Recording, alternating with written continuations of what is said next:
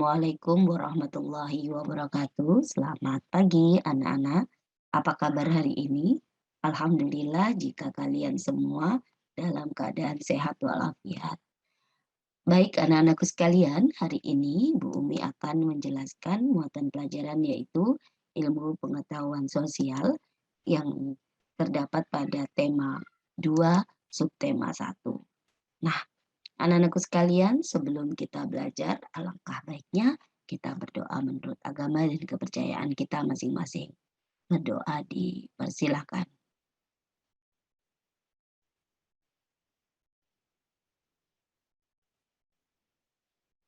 Selesai?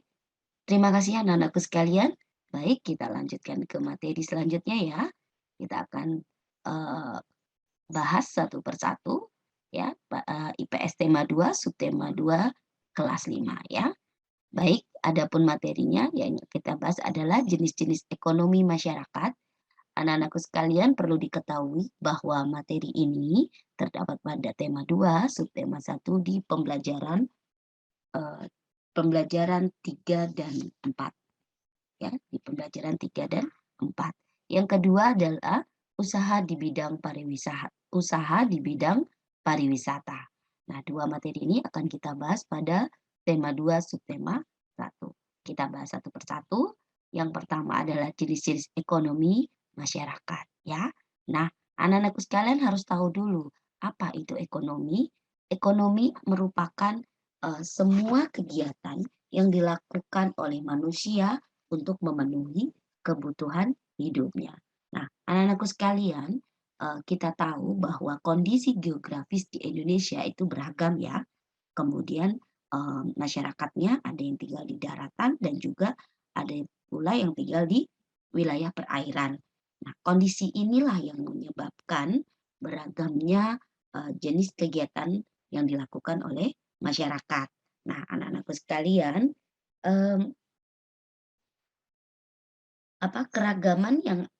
keragaman yang ada di Indonesia, maksudnya keragaman wilayah ini disesuaikan dengan kondisi alam atau geografi geografi suatu wilayah. Nah, jadi kegiatan ekonomi ini bertujuan untuk memenuhi kebutuhan hidup masyarakat, gitu ya. Agar apa? Agar kita bisa hidup nyaman, anak-anak ya, nyaman. Kemudian segala kebutuhan kita terpenuhi gitu ya. Nah, kemudian pentingnya juga ya, pentingnya untuk setiap masyarakat atau setiap penduduk untuk harus menghargai jenis kegiatan ekonomi setiap orang gitu ya. Jadi kita harus saling menghargai jenis kebutuhan setiap orang. Nah, ini adalah salah satu contoh kegiatan ekonomi yang ada di masyarakat Indonesia. Nah, anak-anak boleh nanti mengamati kegiatan ekonomi yang ada di sekitar lingkungan kalian masing-masing ya. Jadi boleh, tapi kita tidak boleh bandingkan. Kita harus saling menghargai mungkin itu anak-anak ya. Oke, baik. Jadi anak-anak sudah tahu apa itu ekonomi. Jadi kegiatan ekonomi itu adalah semua kegiatan yang dilakukan manusia untuk memenuhi kebutuhan hidupnya. Oke, lanjut anak-anak. Nah, jenis kegiatan ekonominya anak-anak ya. Nanti ada agraris, ada peternakan, ada perikanan, ada pertambangan, ada pelayanan jasa, ada kehutanan, ada perdagangan, dan yang terakhir ada perindustrian. Nah, jadi nanti kita akan bahas ini satu persatu ya. Kita mulai dari agraris. Baik. Nah, anak-anak, Indonesia itu dikenal dengan sebutan agraris.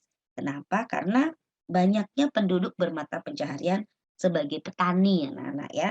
Nah, jadi usaha agraris ini di bidang pertanian dan juga di bidang perkebunan ya, seperti contoh yang kalian lihat. Jadi Indonesia ini salah satunya saja anak-anak ya. Masih banyak lagi yang lainnya gitu nanti ya.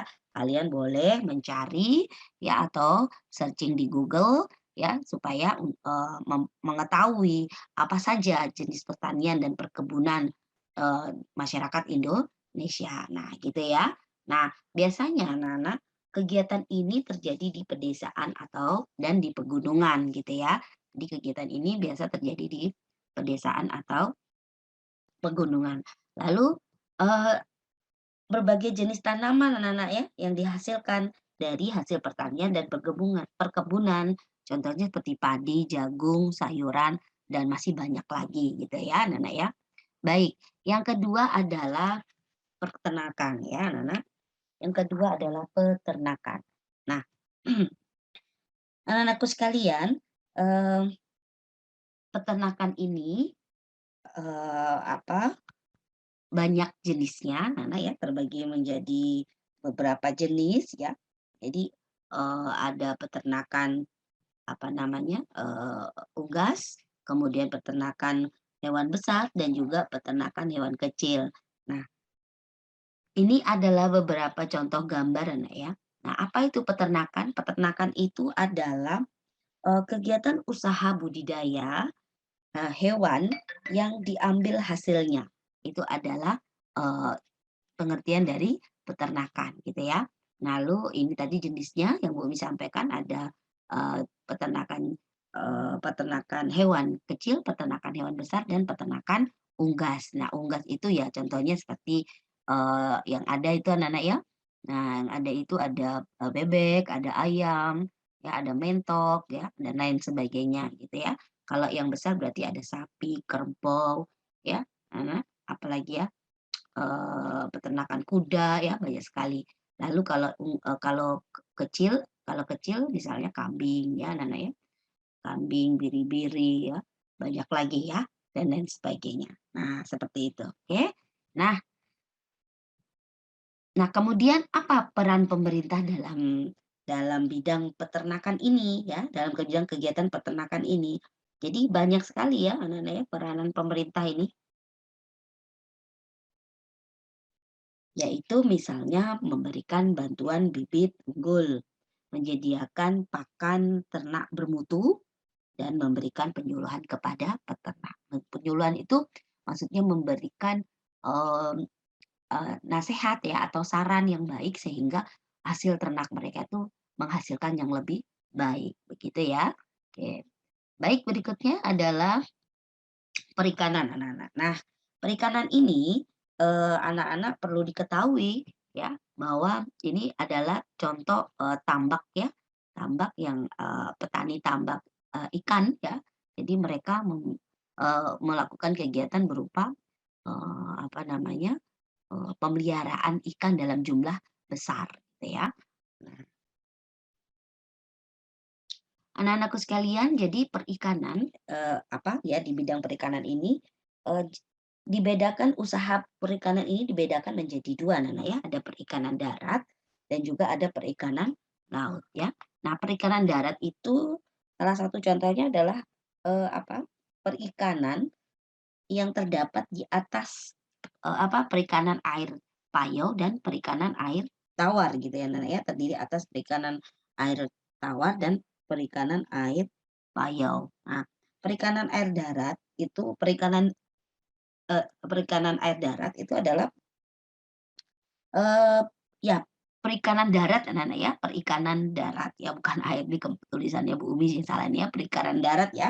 Jadi perikanan darat itu adalah usaha memelihara dan menangkap ikan di perairan darat. Nah, perairan darat contohnya apa? Misalnya di, danau, sungai, waduk gitu ya.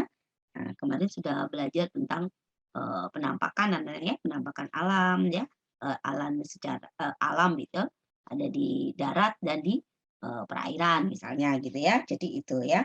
Jadi misalnya, di sawah ya, kolam dan lain sebagainya. Ini adalah perikanan darat ya.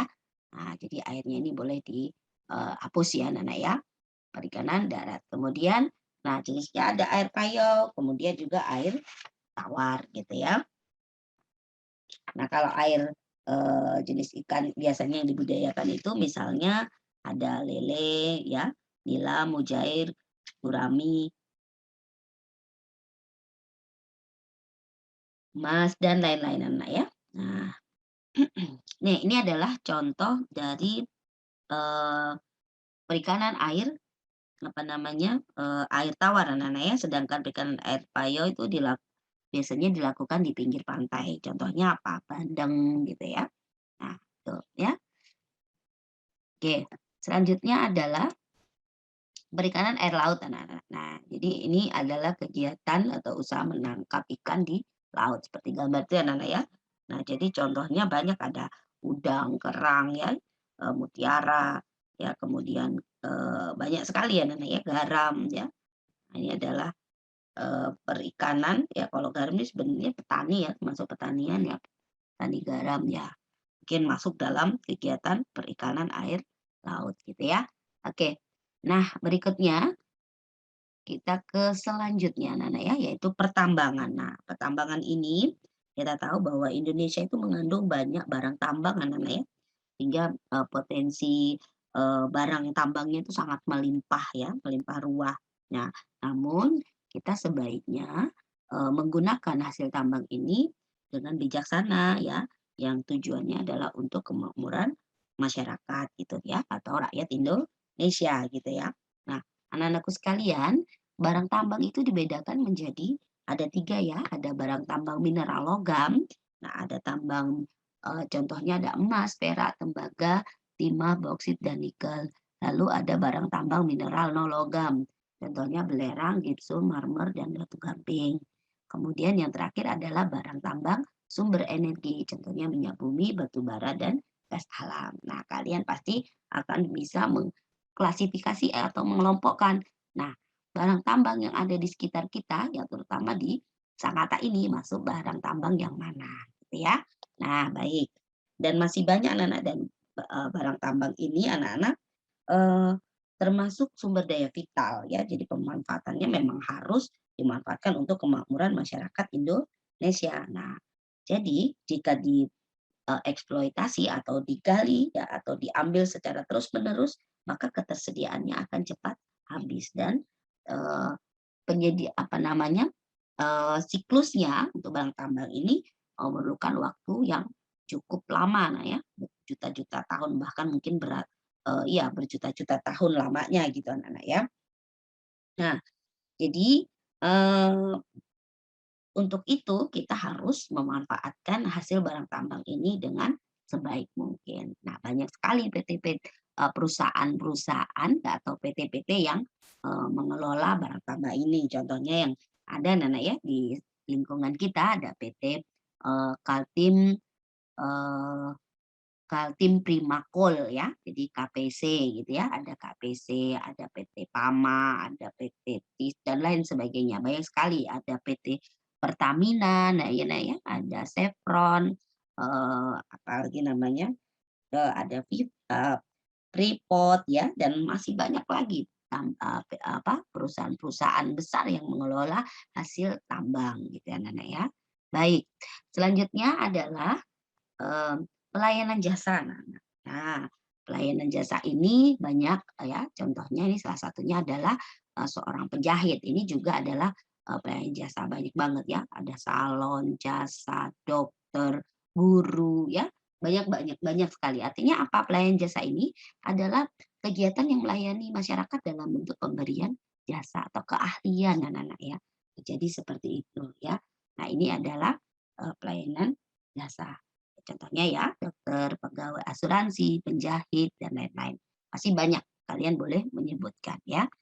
Berikutnya adalah, kehutanan anak-anak. Ini adalah contoh indah ya anak-anak ya, dan hutan kita yang dulu ya, mungkin 50 tahun yang lalu itu sangat lebat dan kalau dilihat dari satelit gitu, seperti hamparan karpet yang berwarna, hijau gitu anak ya, indah banget gitu.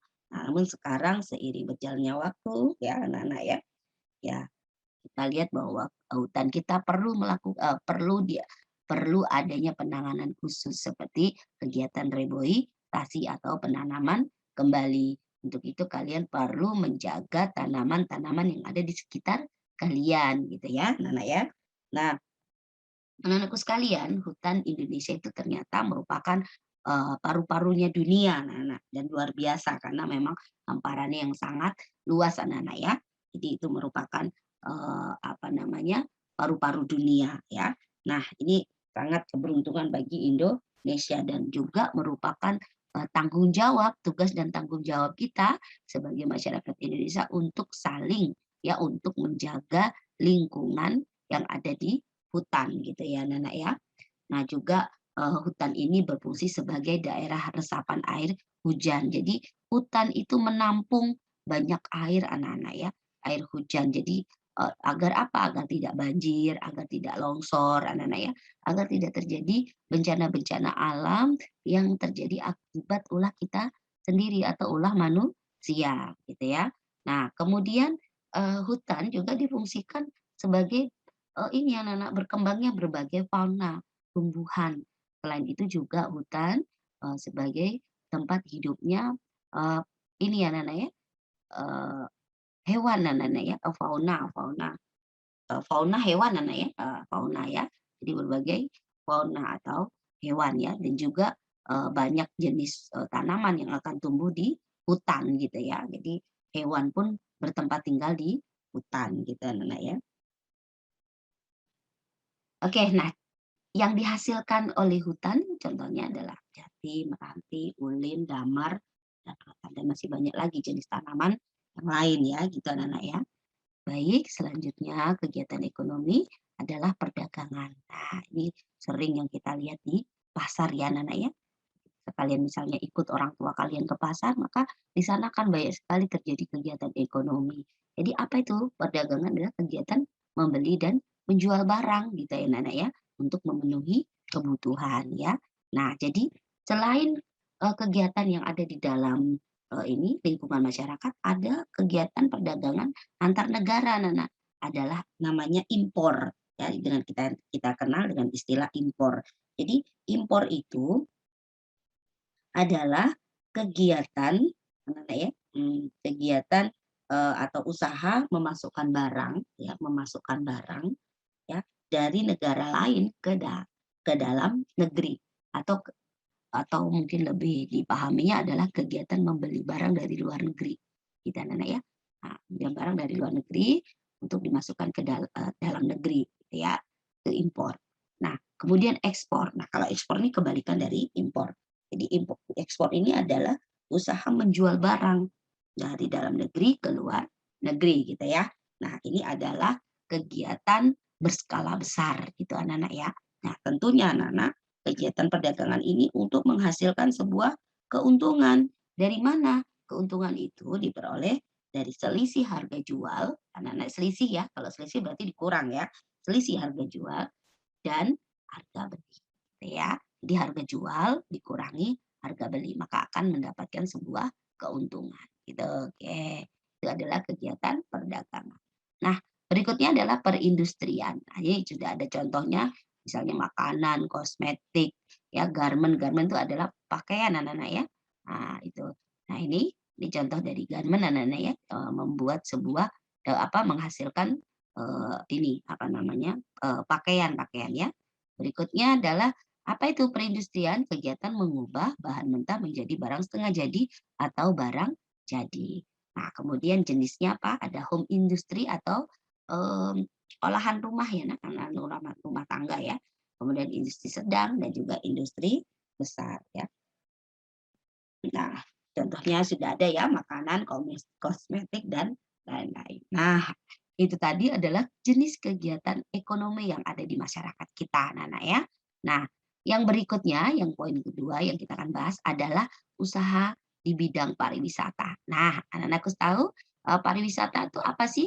Nah, jadi pariwisata itu segala sesuatu yang berhubungan dengan rekreasi. Pasti anak-anak sering ini ya, misalnya pergi ke Teluk Lombok ya, pergi ke taman ke taman ya, taman Venus atau apa, itu namanya rekreasi ya anak-anak ya. Jadi menikmati atau kalau kita tinggal di Jawa mungkin pergi ke lereng gunung ya, atau ke, apa namanya, ke waduk gitu anak-anak ya. Nah, pergi ke polder itu juga rekreasi ya anak-anak ya. Jadi itu juga termasuk kita berwisata ya, walaupun itu ada di lokal ya, di dalam daerah gitu ya.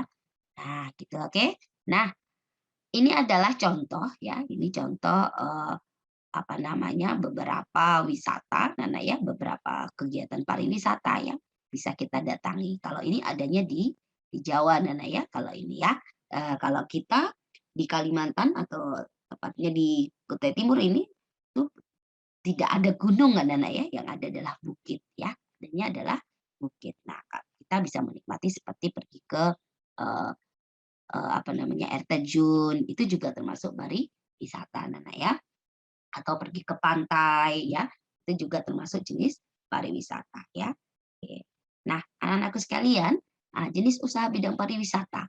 Nah, apakah itu termasuk dalam bidang apa gitu anak-anak ya. Jadi, jenis usaha bidang pariwisata itu termasuk jenis usaha bidang jasa, masuk ke dalam jasa gitu ya. Nah, anak-anakku sekalian kita lanjutkan, apa saja yang, termasuk dalam, bidang jasa itu anak-anak. Jadi ada, eee, ini ya, jasa transportasi ya, ini berkaitan dengan pariwisata ya, jasa transportasi ini juga jasa. Kemudian penjualan cenderamata, itu juga, jasa ya, jasa usaha di bidang pariwisata. Kemudian ada mungkin penyewaan tempat penginapan ya, kemudian, penjualan makan dan minuman ya, dan masih banyak lagi. Nah, baik, mungkin itu saja yang dari Bu Umi sampaikan, anak-anak ya. Jadi, ini adalah kegiatan ekonomi atau jenis-jenis kegiatan ekonomi yang terjadi di masyarakat. Anak-anak sekalian, materi ini adalah materi kompetensi dasar KD 3.2, di tema 2 subtema 1. Baik, mungkin itu saja dari Ibu Umi. Kurang lebihnya Bu Umi mohon maaf, anak-anak ya. Terima kasih banyak, tetap jaga kesehatan ya, kemudian tetap patuhi, eee, prokes anak-anak ya, protokol kesehatan, selalu menggunakan masker, cuci tangan, dan juga jauhi kerumunan. Dan yang penting adalah selalu menjaga kesehatan agar imun kita terjaga. Baik, akhir kata Bu Umi akhiri, wabillahi taufiq wal hidayah. Wassalamualaikum warahmatullahi wabarakatuh.